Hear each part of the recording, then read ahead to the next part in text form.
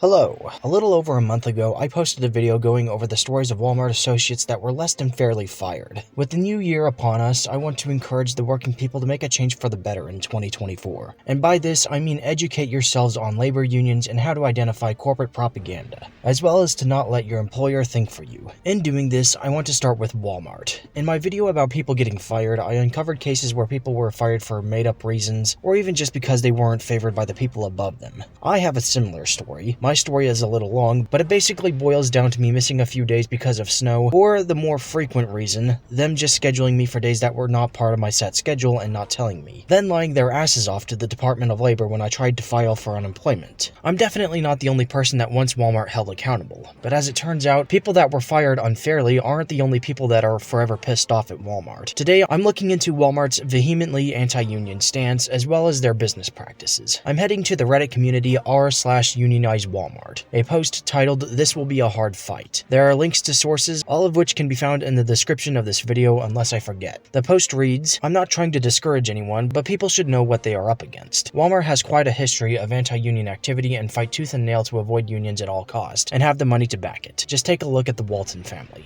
Because of Germany's strong unions, as well as other reasons, the company failed to establish itself in the country. In Texas 2000, the butchers working in Jacksonville's Walmart managed to unionize, getting another Texas store and one in Florida to unionize their meat department. In response, just a week later, Walmart announced that it would cease cutting meat in its stores altogether. In Canada 2004, the Walmart employees of John Quayer, Quebec store joined a union. In response, a few months later, Walmart closed the store over, quote, poor sales, unquote. It took about 9 years for the employees to get compensation. In the US, 2015, 5 stores that formed a union got shut down due to, quote, plumbing issues, unquote. Walmart has anti-union down to a science. From harsh words about union protesting to a corporate anti-union team on call, and even one time working with the FBI and Lockheed Martin to spy on protesters and employees. They train managers to stop unionization and give them handbooks, such as a manager's toolbox to remaining union-free on what to do. Employees are shown anti-union videos, anti-union PowerPoints, and with most on welfare, it would be hard to even think about unionizing under the fear of losing their jobs. Legal or not, Walmart plays for keeps. Unfortunately, this seems to prove that Walmart won't be held accountable. Their influence is so powerful that even the FBI has stepped in to aid them in their fight against the working class. And yes, Walmart is anti-worker. Any company that engages in union busting is anti-worker. Union busting referring to the propagating of anti-union talking points as though they are truth even when they are flat-out lies, closing unionized stores, hiring federal agents and anti-union firms to perform recon against organizing employees, and firing those leading the charge. At this point, to go against Walmart is to go against the federal government. Walmart being protected by the FBI basically ensures that Walmart will never have any real competition. Perhaps unless Walmart faces a reckoning and their employees ditch the company. The only reasonable response to Walmart's rabid anti-union campaign. The next story comes to us from the actual Walmart subreddit, titled, "My manager tried to write me up for forming a union."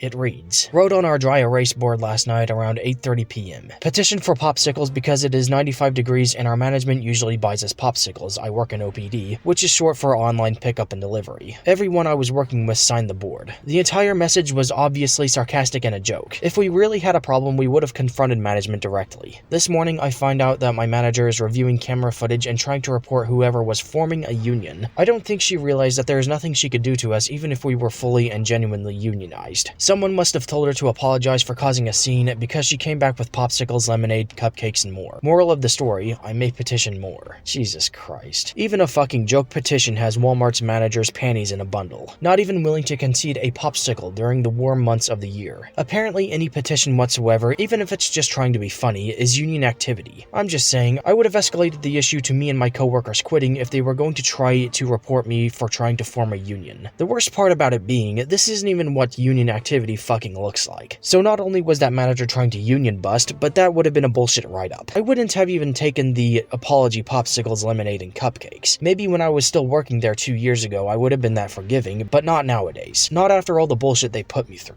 Our last story comes to us from r/union, simply titled Walmart. It reads, "Since Walmart is known to close stores that go towards unionization, hypothetically if all stores went for a union, we could get rid of Walmarts altogether? No Walmart? No problem. Nay or yay. This is a solution that I've proposed in the past. Only thing is, it's going to be next to impossible to pull this off. Even if labor unions waged an all-out war against Walmart, who's to say that the government won't involve themselves, as the first post we read today documented? Can we really rely on any other government institution to uphold the right to unionize and open doors for organizing workers, it's already going to take a massive effort to educate Walmart's workforce on the truth of labor unions and motivate them to try and organize. I personally have found myself increasingly in favor of revolution over reform. If Walmart's workforce wishes only to unionize, even just for now, I'll support them every step of the way. But Walmart needs to be held accountable. They need to be held accountable for all the people whose lives they've ruined, either through unfairly terminating their employment or laying them off for unionizing. And also for all the lies they've told to their workers and to the government who foolishly aid them.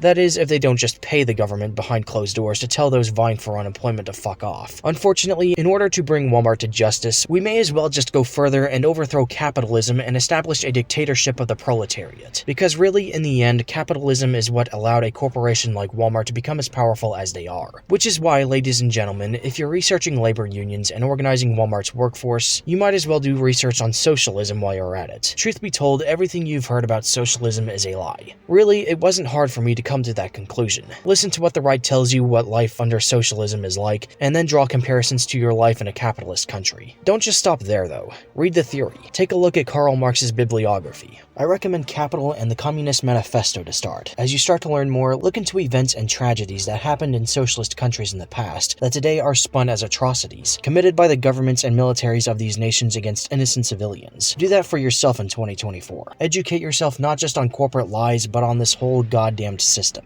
And that is where I'm going to drop it. Ladies and gentlemen, if you like this video, please be sure to click thumbs up, share the video with your coworkers, leave your thoughts in the comments below, as well as any horror stories from working at Walmart or elsewhere, and please subscribe for more content like this, as there will be more, and click the bell to get notified when I upload. Thank you for watching, and I'll be back soon with another video. Bye guys.